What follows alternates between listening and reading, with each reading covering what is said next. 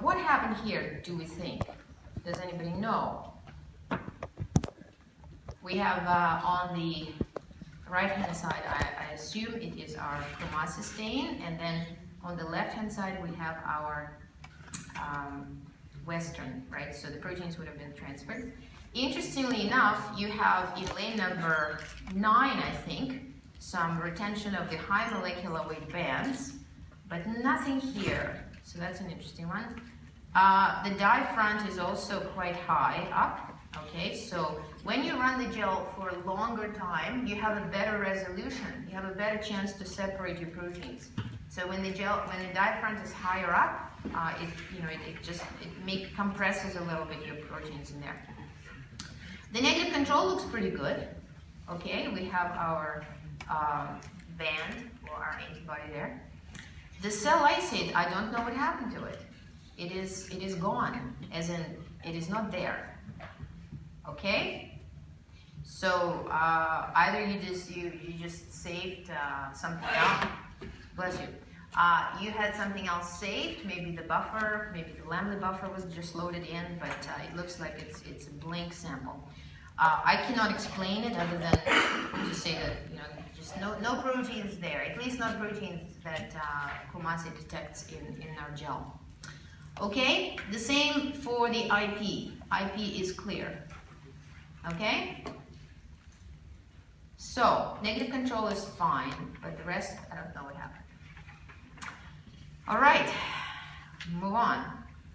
Now we have another gel, which is kind of the opposite of what you saw previously. Again, so let's label the lanes here. 1, 2, 3, 4, 5, 6, 7, 8, 9, 10. Now, as you can see, this part here, the stacking gel, can always go away. There are no proteins there. There should be no proteins there, so there's no reason for you to keep it. But in any case, it was kept here in this gel. Also, when you transfer your gel onto the membrane, you want to have the membrane cut to the size of the gel, right? So this is I don't know why the stacking gel was retained in this case. So, any comments about this gel? What do we see here? What happened here? In looking at it, what happened? Can you just say what happened in the gel? Yeah. That's right. It doesn't look like there was any transfer at all, right? So the either the sandwich was not correctly assembled, maybe something happened in terms of, I can't even imagine what would happen. Because if the polarity was reversed, as in positive and negative, and the proteins in the gel already negatively charged because of SDS, if you reverse the polarity, and we had that happen a few semesters ago, the proteins would have migrated out of the gel, but they would have migrated out of the gel to filter paper. Okay, so we had that happen, but they would not be retained in the gel. Here you have a situation where the proteins did not migrate out of the gel at all. So maybe there was no current applied. The sandwich was sitting there and there was no current running, I don't know. But for whatever reason, there's nothing on your membrane. Whoever was doing this is your experiment. You don't have any protein on your membrane. Okay. All right. Any other comments here in terms of the leftmost side? Now you can see cell lysis is pretty good, pretty clean. There's no contamination as much. You can also see that the difference between 2 and 3 is quite pronounced here, right? We have a lot less proteins overall in lane number 3, so immunoprecipitation is not exactly perfect. There are lots of bands still in it, but it is definitely cleaner than what we saw here, right? Immunoprecipitation in lane number 3 is a lot cleaner in this image there. And hopefully one of those proteins is tubulin. Unfortunately, it would not be very easy, well, impossible rather, to pick it up on the membrane because nothing is on the membrane now, right? Okay, and negative control hard to see. Some of you will not be able to see the antibody as well. Has to do with the limit of detection. Every assay has a limit of detection, and if you lose some of the antibody during your experiment and you did not have enough or didn't have that much to begin with, you will not be able to see a band for the antibody in the negative control. Hopefully you will. You should. But if you don't see it, it's just because the limit of detection is low. Doesn't mean it's not there, just that the gel and the Kumasi don't always pick it up. All right, we also have a bit of an overflow here, which becomes manifest by these shadowy lines, which also, as you can see, exactly the lines of the bands in lane number 6. Whenever you see that overflow, they'll become obvious because you'll see those shadowy overflowing bands going into the adjacent lane. Okay? All right, let's look at the next one. Next one, I think it's very similar there to what we saw before. What do we see here what is the most obvious effect here that you can comment on? Lane number 3. Lane number 3 is basically empty, right? Have a little bit of a protein there. You can kind of zoom in, maybe recognize it a little bit there, but basically empty. Also a little bit of an overflow going on from lane number 5 into lane number 4. The electrotransfer though is great. See, there's nothing, no proteins here, so that's good. So efficiency of electrotransfer is high, and hopefully you'll be able to detect, if this happens to be a gel, you should be able to detect your tubulin on the membrane, at least in the cell lysate sample. And if things go well, maybe even in the immunoprecipitation. Okay, all right, let's move it one more. This is one of the most successful ones I've seen, although, as you can see here on the post-transfer gel, there's some transfer problems there. Not dramatic ones, not dramatically problematic, because you end up seeing most of the protein migrating, right? Because the implication is if you were loading it exactly the same, so lane number 9 and number 2 were exactly the same loaded, you can see that most proteins out of lane number 9 would have come out onto the membrane. Okay, but what I like to see here is that immunoprecipitation looks very, very clean. You see, we're starting out with sample number 2, which is total cell lysate, so lots of proteins there as we expected.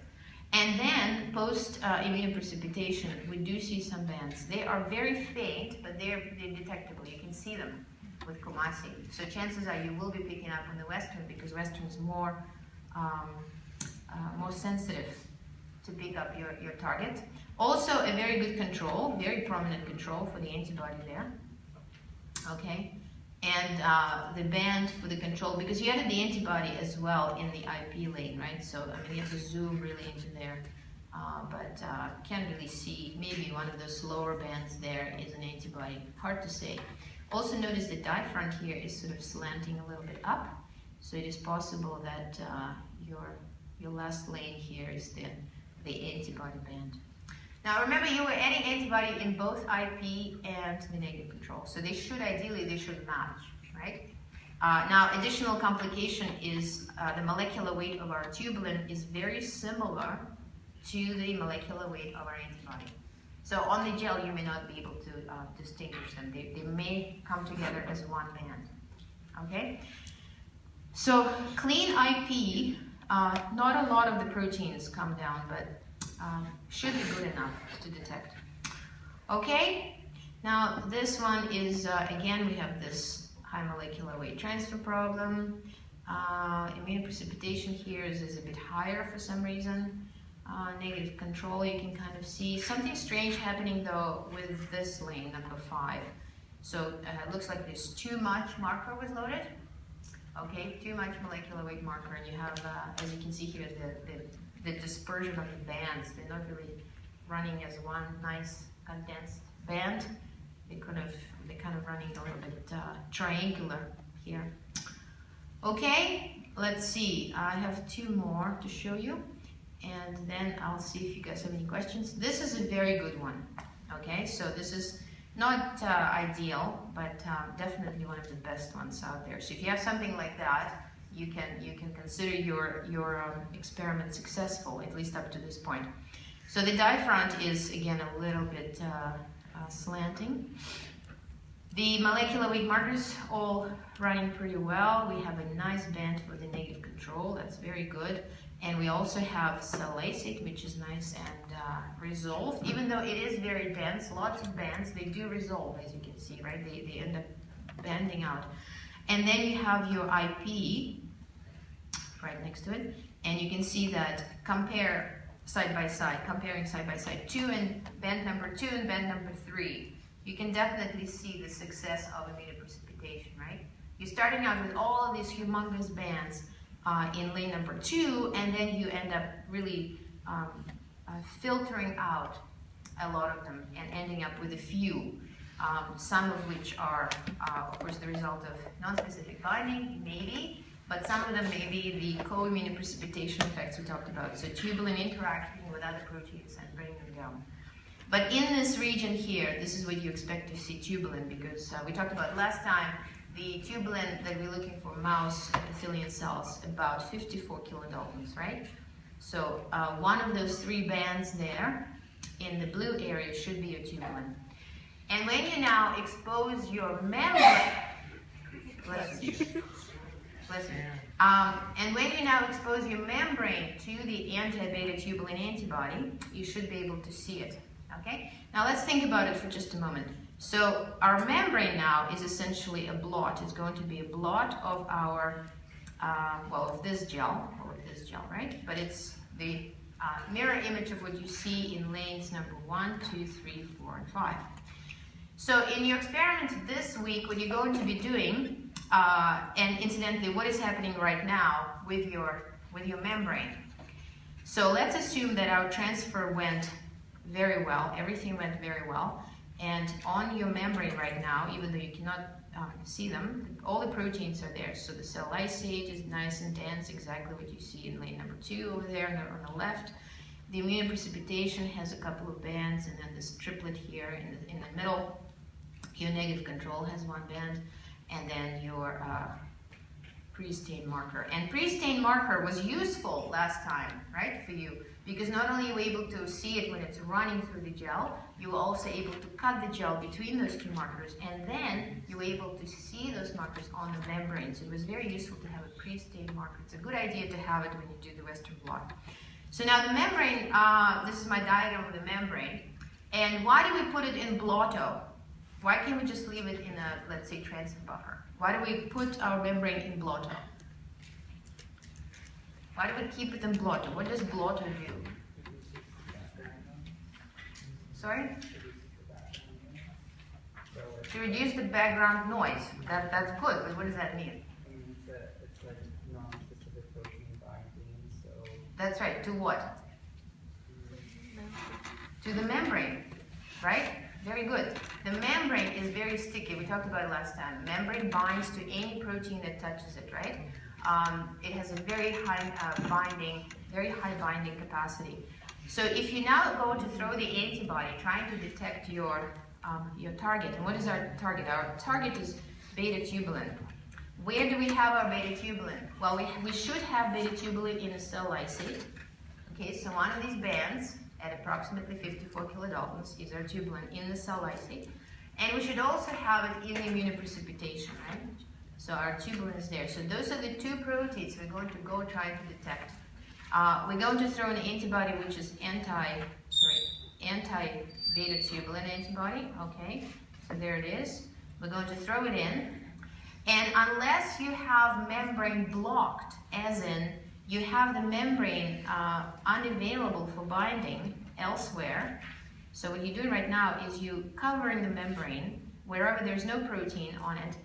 Your blotto solution, which is basically a milk-based protein, milk powder protein, will be sticking to the membrane and covering it or blocking the membrane wherever there's no protein.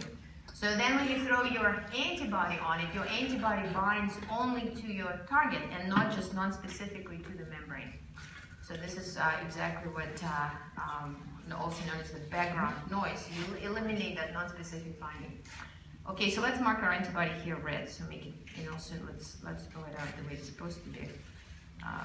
2 heavy chains, 2 light chains, if it is an IgG class. Now, I will remind you that you need to look up the antibody manufacturer website and also figure out how it is made, because you may not see two bands And of course, if you were paying attention, the negative control allele number 4 does not have 2 bands, right? So antibody looks like it has 1 band in it, not light and heavy chain, but just one antibody band.